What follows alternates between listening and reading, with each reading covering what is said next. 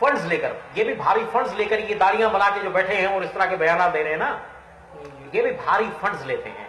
यहां तक कि ये जो था खबीस मरदूद रियाज गौहर शाही, ये मेरी तंजीम का रुकन था। अल्लाह अकबर, क्या फरमा रहे हैं आप सर? मैं सही बता रहा हूं, ये हकीकी बात बता रहा हूं। ये हमारी तंजीम का रुकन था। ये सारी जमीन जो इसने कोटरी में खरीदी, ये सारा हमारा पैसा था। हाँ, कोटरी में तो उनका मरकज, ये मरकज से बनाया ना, ये सारा पैसा हमारा था। प्रेस से लगा के मीरपुर खास ने हमने इनको दी हैदराबाद में, जिसपे ये, क्योंकि दूसरे प्रेस वाले इनके ये पंफलेट और इनका मवाद प्रिंट नहीं करते थे। शुरू में होता था, बाद में उन्होंने बंद कर दिया। उलमा ने जब इन पर ध्यान दिया, मुसलमानों ने इनके लिटरेचर को देखा तो मुसलमान उठ खड़े हुए, तो प्रेस वाले कुछ गैरत में आए और उन्होंने ये काम सारे बंद किए। तो फिर इनको प्रेस से लगवा के दी गई कि खुद प्रिंट करो। ये ग्वाला था, दूध बेचने वाला, एक भैंसों के बाड़े चलाने वाला एक जाहिल सा आदमी था। ईसाइयत की तरफ आगे हुआ एक चक्कर में एक जरानी के, यानी ये भी ईसाई था, ईसाई हो चुका था, मुर्तद हो गया था, लेकिन मुसलमानों में स्टोनी किया था। हाँ, अच्छा, आप और अक्सर हम इसको चर्च में इस्तेमाल करते थे। लाहौर के, इस्लामाबाद में, कराची के चर्चों में इस्तेमाल हुआ है। चर्चों में आके इसने तकरीरें की हैं चर्चेज में। जैसे ये क्या नाम है, कादरी ने अपने चर्च, अपनी मस्जिद को ईसाइयों के लिए खाली किया, जिसमें ईसाइयों ने आके तबले बजाए। और ताहिरुल कादरी ने कराची की मस्जिद में, तारिक रोड पे। बिल्कुल इसी तरह हम इसके लिए इस्तेमाल करते थे। ये भी हमारे साथ काम करता था, इसका काम ही हमारे साथ था। रियाज गौहर शाही का भारी फंड्स मिलते थे, और भी इस तरह के बेशुमार लोगों को भारी फंड्स हम देते थे। लोग पूछते थे, यानी कि जो अपने आप को उलमा समझते हैं, मुख्तलिफ फिरकों के, मसालिक के, हम उनको पैसा दिया करते थे। वो पूछते थे, एक सवाल करते थे कि आप ये पैसा क्यों दे रहे हो? तो हम उनको कहते थे कि ये हम भारी रकम मैं पहुंचाया करता था। तो वो अक्सर एक सवाल उनकी जुबान पर आ जाता था। मैं जाके तारुफ करा था कि मैं एक ईसाई पादरी हूं और यूरोप के दौरे पर गया था, अपने मजहबी दौरों पर। वापस आ रहा था तो वहां पर मुझे कुछ मुसलमानों से मुलाकात हुई और उन्होंने मुझे ये पैसे दिए हैं। ये पैसे मुझे उन्होंने दिए और मुझे कहा कि आप पाकिस्तान में जा रहे हैं, आप ईसाई पादरी हैं, और आप ऐसा करें कि आप अपने इलाके में जो हमारे मसलक के लोग हैं, आप बराए मेहरबानी ये रकम हमारी उन तक पहुंचा दीजिए, फला मकसद में काम आएगी। हमने ये रकम निकाली है, मुसलमानों ने जमा की है फला मकसद के लिए। मैं अक्सर उनसे ये कहता था कि आप ये रकम मुझे क्यों दे रहे हैं? पाकिस्तान से आने वाले किसी भी मुसलमान को आप ये रकम दे सकते हैं। बहुत सारे उलमा आते हैं पाकिस्तान के, मौलवी हजरात यहाँ आते हैं, तो वो कहते थे कि नहीं, हम किसी भी मौलवी पर एतबार नहीं करेंगे, हमें उस पर एतबार नहीं है कि वो ये रकम अब पूरी अमानत बासलामत पहुंचाएगा। अलबत्ता हम ईसाई पर यकीन करते हैं कि वो इसमें डंडी नहीं मारेगा। और मैं ये जाके पैसे उनके तक पहुंचा देता था। किस मकसद के लिए? कभी रबीउल अव्वल के महीने के लिए कि इसमें ये काम करने हैं, इसमें आप स्पीकर इस्तेमाल करेंगे, एक साउंड लेंगे और यहाँ पर देगे पकाएंगे, यहाँ हलवे होंगे, यहाँ इतनी गाड़ियों का जुलूस निकालेंगे, इस तरह से मसाजिद को आप सजाएंगे, बाजारों में आप इस तरह से चरागाह करेंगे। इसके लिए ये पैसे दिए गए हैं। शियाओं के पास जाकर ये पैसे देना कि आप ये पैसे इसलिए आए हैं कि आप इससे न्याज करेंगे, यहाँ मजलिस मुनक्किद करेंगे, इस मजलिस में आप इतनी देगें पकाएंगे और ये इस तरह की बिरयानी बनेगी। अच्छा, रबीउल अव्वल में, मुहर्रम में अब भी इस तरह से काम हो, मिशनरीज काम कर रही हैं? लाजमी करती होंगी। मैं अकेला ही निकला हूं ना, मिशन तो पूरा काम कर रहा है भाई। अच्छा, यानी आपकी तंजीम बाकी है अभी भी? तंजीम तो बिल्कुल काम कर रही है। तंजीम को मैं तंजीम नहीं था, तंजीम का एक रुकन था। मैं तंजीम का एक हिस्सा था पाकिस्तान में। वो हिस्सा अलग हो गया, लेकिन तंजीम तो बाकी है। मेरे पीछे बहुत थे। मेरे अपने ससुराल से काफी लोग काम करते थे। मेरी मिसेस का एक भाई छोटा और उनकी छोटी बहन मेरे साथ काम करते थे। और मैं जब मुसलमान हुआ तो वो भाग गए मुल्क छोड़कर, डर की वजह से। उन्होंने कहा कि ये अब हमारे बहन भाई जो मुसलमान हो गए तो ये मुसलमानों को हमारी सरगर्मियों का बताएंगे और मुसलमान हमें पकड़ लेंगे। वो डर के भाग गए। अभी तक पाकिस्तान छुप कर आते हैं कि मुझे इतला ना हो या उनकी बहन को पता ना चले, लेकिन हमें पता चल जाता है। हम फिर भी उनके खौफ की वजह से उनसे मिलने नहीं जाते कि हमने तो किसी को कोई नुकसान नहीं पहुंचाया, हमारा काम नुकसान पहुंचाना थोड़ी था। हम तो मुसलमान अपनी नजात के लिए हुए, अपने औलाद और अपनी सलामती के लिए मुसलमान हुए, किसी को नुकसान पहुंचाने के लिए नहीं। अच्छा, ये दीगर मिशनरीज जो हैं मसीहियत में कोई ऐसी आफाकी तालीमात तो नहीं है कि कोई इनकी तालीमात से मुतासिर हो के ईसाइयत को कबूल करे? ईसाइयत को कबूल करने वाली कोई चीज नहीं है दुनिया में, सिर्फ और सिर्फ माली मफादात, सिर्फ माल और कोई चीज नहीं। अगर किसी मुसलमान को ईसाई बनाया जाता है या किसी हिंदू को ईसाई बनाया जाता है जी। तो उसको सिर्फ पैसा दिया जाता है, सिर्फ पैसा, लड़की कादियानी की तरह, लड़की नहीं। अच्छा, हिंदू जब ईसाई बनेगा तो हिंदुओं में शादी करेगा, हिंदुओं में ही करेगा। यानी हिंदू जो पहले खानदान कोई हो चुके हैं। और फिर इसमें भी एक मसला है, सिंध में जो हिंदू ईसाई होते हैं इसमें कोली भी हैं और भील भी हैं। कोली और भील जो हैं ईसाई होने के बाद भी उनमें वो तबकाती फर्क बरकरार है, जैसा वो हिंदू होते हुए कोली भील के साथ खाता पीता नहीं है। कोली और भील की आपस में शदीद नफरत है। ईसाई होने के बाद भी कोली कोली ही है, भील भील ही है, फिर भी इनके आपस में रिश्तेदारी नहीं होती। मरते मराते कोई सफाई झाड़ू वाला भीलों के साथ या कोलियों के साथ कोई अपनी बेटी का रिश्ता ले लेता है, कर लेता है, या उनमें कोई लड़की अच्छी उनको पढ़ी लिखी मिल गई। अब तो पढ़े लिखे हो गए हैं सारे, अब तो कोली जो है वो बड़ी इंग्लिश बोलने लग गए हैं, टॉप क्लास की, उनकी औरतें तक अंग्रेजों ने उनको अंग्रेजी पढ़ा दी, मिशनरियों ने। बहरहाल तो यहां इनमें भी तबकाती फर्क मौजूद है। लेकिन जो मुसलमान ईसाई होता है, आपको एक सच्ची हकीकत बताता हूं, मुसलमान जब ईसाई होता है तो कुत्ते से बदतर हालत होती है उसकी। वो कैसे? इब्तदा में उसको, जब वो मुसलमान हो ईसाई हो जाता है, उसको एक तो जाहिल, पहली बात यह कि वो जाहिल होता है। बिल्कुल बिल्कुल, एक कोई सबसे अहम तरीन मामला जो है ना वो है उसकी जहालत उसको उस जगह ले गई, यानी माली मफादात की खातिर। जी जी जी, जहालत, जाहिल जब वो ईसाई बन जाता है तो ये उसको, मतलब किसी कॉलेज में पढ़ा हुआ कोई इल्मी शख्सियत नहीं होता, जी जी जी जी, हाँ, कोई बड़ा कोई आला तालीमी इदारे से निकला हुआ कोई इल्मी शख्सियत नहीं है, वो एक आम आदमी है। आम आदमी है। वो ईसाई बन गया। अब ये जिसने ईसाई उसको बनाया वो और दूसरे लोग उसको उठाते हैं,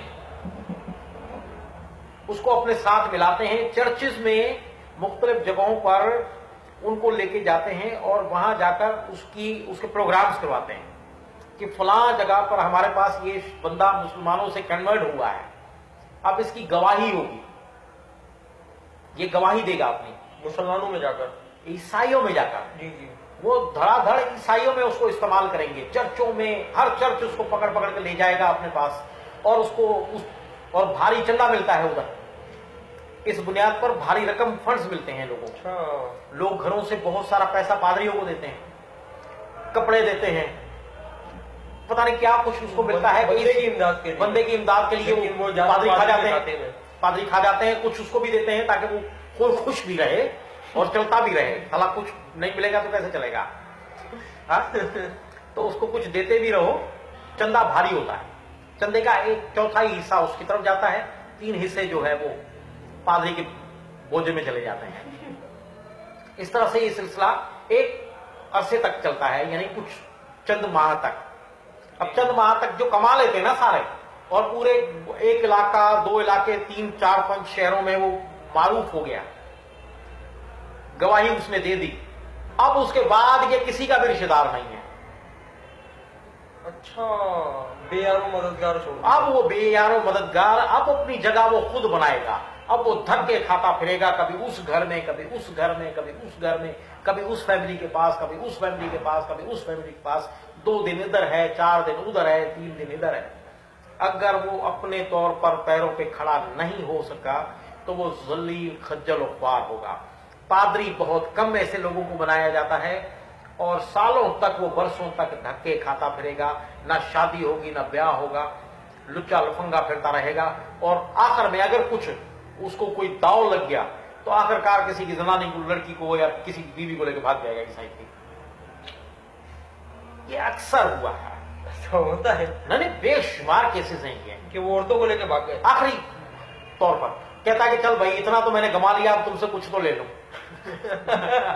بڑی شرم کی بات ہے میرے لیے بھی کہ میں بھی وہیں سے ہوں, لیکن بہرحال یہ ایک حقیقت ہے. نہیں تو اب اس کے پاس کوئی زمین نہیں ہے, کوئی جگہ نہیں, تو وہ پھر ایسی حرکت کر کے جائے گا بھی کہاں؟ خاندان میں واپس بھاگ کے آئے گا, یعنی مسلمان ہو جائے گا, پھر واپس مسلمان خجل و خوار, دوبارہ مسلمان ہو جائے گا. اس یا کو مسلمان بھگا کے بن لایا جائے ہے گا, وہ یا اس کو بھی مسلمان مسلمان بنے گا, کر دے گا. یا تو مسلمان بنے گا, یا پھر وہیں کہیں آس پاس دھکے کھاتا پھرے گا اور اس عورت کو کام پہ لگا دے گا کسی جگہ نوکری پہ, کسی گھر میں وہ کمائے گی اور یہ بھی کچھ محنت مزدوری کے چکر میں پڑا رہے گا, اور آخرکار پھر اسی طرح سے خجل و خوار زندگی اسی گزرے گی. عورتیں کیونکہ عموماً انہوں نے بے حیائی عروج پر ہے, انہوں نے عیسائیوں نے عموماً عورتوں کو, بہو بیٹیوں کو, بیویوں کو جو ہے وہ لوگوں کے گھروں میں کاموں کے لیے بھیجتے ہیں, اپنے گزارے چلانے کے لیے, اپنے گھر چلانے کے لیے, اپنے خرچے پورے کرنے کے لیے, کیونکہ اکثریت شرابی اور جواریوں کی ہے. اکثریت نشہ باز اور جواری اور بیکار سی زندگی گزارنے والے لوگوں کی ہے.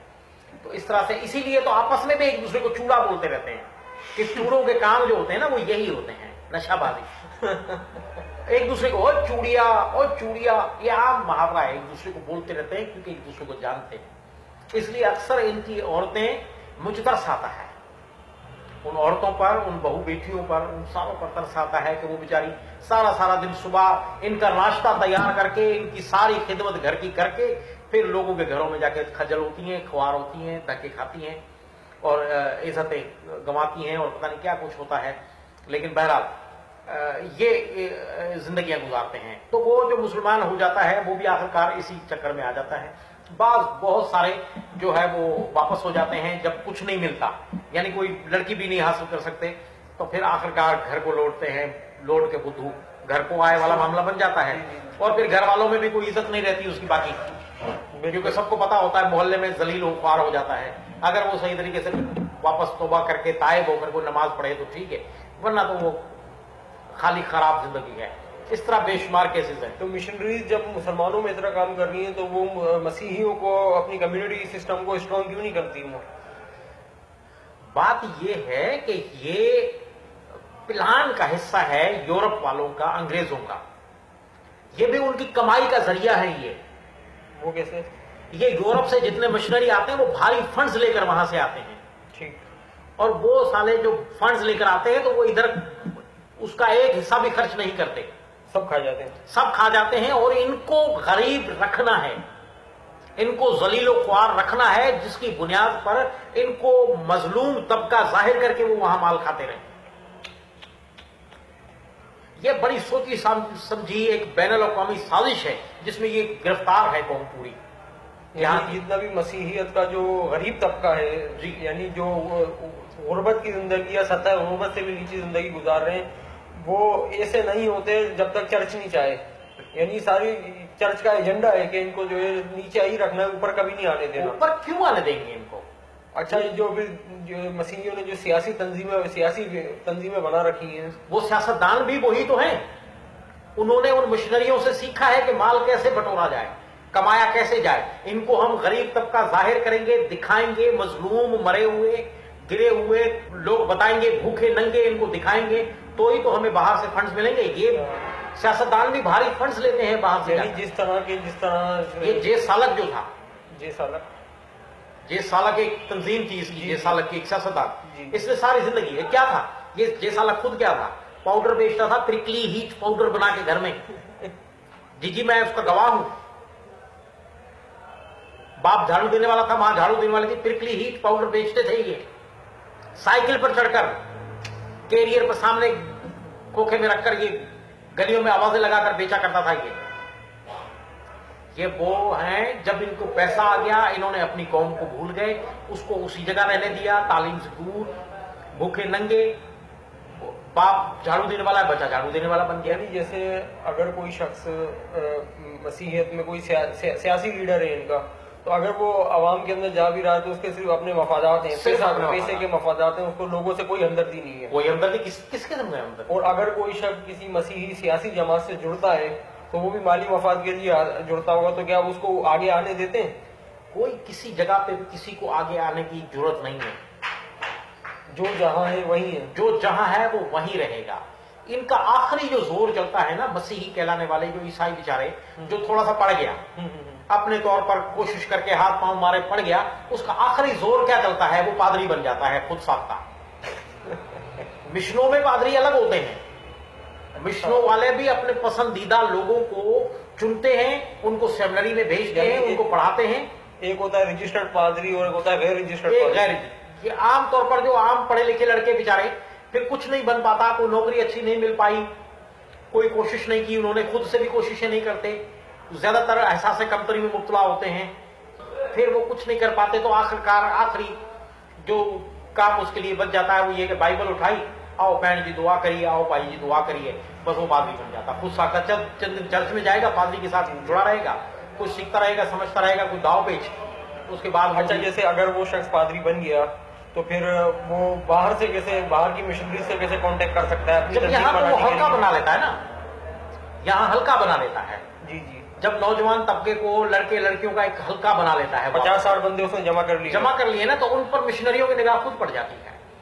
اچھا، وہ پھر خود ہی کانٹیکٹ کرتے ہیں؟ جی، اور پھر یہاں پر اصل میں ایک ڈائریکٹری آتی ہے، ایک بک پرنٹ ہوتی ہے ہر سال ڈونر ایجنسیوں کی، جی جی، جو یورپ میں ڈونر ایجنسیاں ہیں، جی ہاں، ان کی وہ ایک بک آتی ہے، ہر چرچ کے پاس ہوتی ہے؟ ہر چرچ کے پاس جاتی ہے، یعنی بڑے بڑے لوگوں کے خاص لوگ منگوا لیتے ہیں، جی جی، پھر اس میں سے وہ ان سے رابطہ کر لیتے ہیں، کوئی کسی لڑکے کے کوئی سورس ہو گئی جس نے اپنا گروپ بنا لیا ہے، جی، پھر اس نے ان سے رابطے کر لیے، صحیح، یا کسی کے مشن میں اپنے آپ کو ان کے عقائد کے مطابق ڈھال کر اپنے آپ کو ان کا ظاہر کر کے کہ میں بھی تمہارے ہم عقیدہ ہوں، تو ان کی نگاہ اس پر پڑ جاتی ہے، پھر وہ کہتے ہیں کہ اتنے لوگ اس نے بنا لیے ہیں تو اب اس کی سپورٹ کرو کچھ، تاکہ کچھ اور بڑھے، اور اس کو اپنے ساتھ گھیرے رکھو، یہ نہ ہو کہ یہ اپنا گروپ لے کر کسی اور مشن کے ساتھ جڑ جائے۔ یہ سارا کام صرف کمائی کا ایک ذریعہ ہے، اور یہاں ان لوگوں کو استعمال کیا جاتا ہے، لیکن یہ لوگ نہیں جانتے۔ جس طرح یہاں کے عام طور پر یہ جو ربیع الاول کا یہ کل جو معاملہ بنا تھا، اس میں لوگوں کو استعمال کیا گیا، جیسے محرم میں لوگوں کو استعمال کیا جاتا ہے۔ جی جی جی، یعنی مذاہب- مذہبی پیشوائیت جو ہے وہ عوام الناس کو، چاہے وہ کسی بھی مذہب سے یا کسی بھی مکتب فکر سے ہو، جی، بس اپنے مفادات کے لیے استعمال کر رہے ہیں۔ اپنے مفادات کے لیے یہ لوگوں کو استعمال کرتے ہیں، عام سادہ لوگوں کو استعمال کیا جاتا ہے اپنے مقاصد کے لیے، صرف اپنے پیٹ بھرنے کے لیے، جیبیں گرم کرنے کے لیے، اور مخلص لوگ بہت کم ہوتے ہیں، مذاہب کے ساتھ مخلص لوگ بہت کم ہوتے ہیں، مذہبی تنظیموں میں مخلص لوگ بہت کم ہوتے ہیں۔ ہم جیسے میں تھا، میں کھاتا پیتا تھا شروع سے، میرے والد ڈاکٹر تھے، میری والدہ ڈاکٹر تھی، ہم شروع سے ایسے کھاتے پیتے لوگ تھے، پیچھے بھوک نہیں تھی، افلاس نہیں تھا، کوئی برا بیک گراؤنڈ نہیں تھا، کوئی خلش نہیں تھی، خوب کھلا کھایا، کھلا پیا، اور عیش کیے اور عیش کی زندگی گزاری، اپنی من مانی کی، اپنی مرضی کی شادیاں کی، دل چاہا جیسا کھیلا، دل چاہا جیسا گھومتے رہے۔ اس حالت میں خلوص آ گیا، مسلمانوں کو قریب سے دیکھتا رہا، مسلمانوں کے آس پاس رہتے تھے، ہمارے والدین مسلمانوں کے بیچ میں رہتے تھے، عیسائیوں کے بیچ میں نہیں رہتے تھے، اچھا، چاروں طرف مسلمانوں کے علاقوں میں وہ مکان بنا کر رہتے تھے، اس لیے مسلمانوں کو چاروں طرف سے دیکھا، قریب سے دیکھا، ساتھ دیکھا، مسلمان کے ہر طبقے کو دیکھا، ان کے عقائد کو دیکھا، پوری غور سے سارے مسالک کے عقائد کو، ان کی سارے نظریات کو سمجھا تھا، قریب سے دیکھتے تھے، اس لیے اچھی طرح سے واقف تھی اسلام سے۔ کام کرنے کا جب موقع ملا، عیسائیت کے لیے جب کام کرنے لگے، دل چاہا تو پورے خلوص کے ساتھ کرنے لگا، اور جنون کی حد تک میں نے عیسائیت کے لیے کام کیا۔ ایسے اور بھی افراد ہیں؟ بے شمار ہیں، یہ نہیں کہہ سکتے کہ مخلص نہیں ہے کوئی، خلوص تو بہت زیادہ پایا جاتا ہے، یہاں تک کہ لوگ سالوں تک وعدہ کر کے دنیا میں کہ ہم سالوں تک گھر کا منہ نہیں دیکھیں گے، ہم کام کرتے رہیں گے۔ اس طرح بھی ہوتا ہے؟ جی جی، نہیں، جیسے آپ نے فرمایا تھا ابھی، جیسے کہ مشنریز میں جو کچھ پڑھایا جاتا ہے، ان کو جو پڑھے لکھے افراد ہوتے ہیں ان کو پتہ ہوتا ہے کہ جو ہے ہمارے مذہب کی حقیقت کیا ہے، جی جی، تو پھر وہ اتنے مخلص کیوں ہو جاتے ہیں صرف ایک جھوٹ کے ساتھ وابستہ رہنے کے لیے؟ کیوں اصل میں صرف وہی پیسے کا چکر؟ پیسہ، کچھ لوگ تو بالکل خلوص سے دل سے، کچھ لوگ ایسے ہوتے ہیں जिनको सिखाया गया जाता है, और वो अंधा अकीदा होता है। एक अंधे अकीदे के बुनियाद पर भी खुलूस पैदा होता है। जो बात तुम्हें समझ नहीं आ रही, ये रूह तुम्हें समझा नहीं रहा। अभी वक्त नहीं आया कि रूह कुदस तुम्हें समझाए। ये खुदा का भेद है। जैसे तसलीस किसी को समझ में नहीं आई, तसलीसियों को समझ में नहीं आती। एक इतनी बड़ी अजीब गोरख धंधा है, एक अजीब इतनी बड़ी मुसीबत है कि तसलीसी, कट्टर खतरनाक तसलीसी जो कैथोलिक हैं, चर्च ऑफ इंग्लैंड वाले जो हैं, बैप्टिस्ट हैं वगैरह, दीगर जितने भी तसलीसी हैं, तसलीस एक तसलीसी को भी समझ में नहीं आई। ये पूरी हकीकत में खुद तसलीसी था। बात यह है कि तसलीस समझ में नहीं आई, लेकिन हमने सिखाया क्या? हमने सीखा, पहले सीखा फिर सिखाया। ये खुदा का भेद है, ये खुदा का भेद है, और ये खुदा की मर्जी होगी तो जाहिर करेगा। अब कौन है जो खुदा की मर्जी जबरदस्ती कर सकता है? अच्छा, यानी ये सारे मामला थे कि सिर्फ जो कुछ ये मफादात हैं, ये सारे पैसों का चक्कर है बाकी।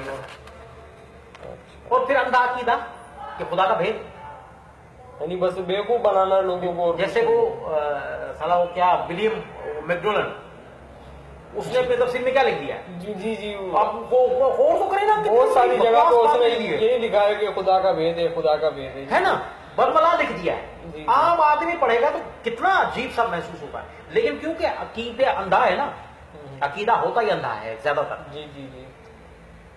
और मेरा तजुर्बा है कि बातिल अकीदा जो है ना वो अंधा होता है, उसमें अकल का कोई कॉन्सेप्ट नहीं होता उसमें। और मेरा तजुर्बा है कि बातिल अकीदा जो है ना वो अंधा होता है, उसमें अकल का कोई कॉन्सेप्ट नहीं होता।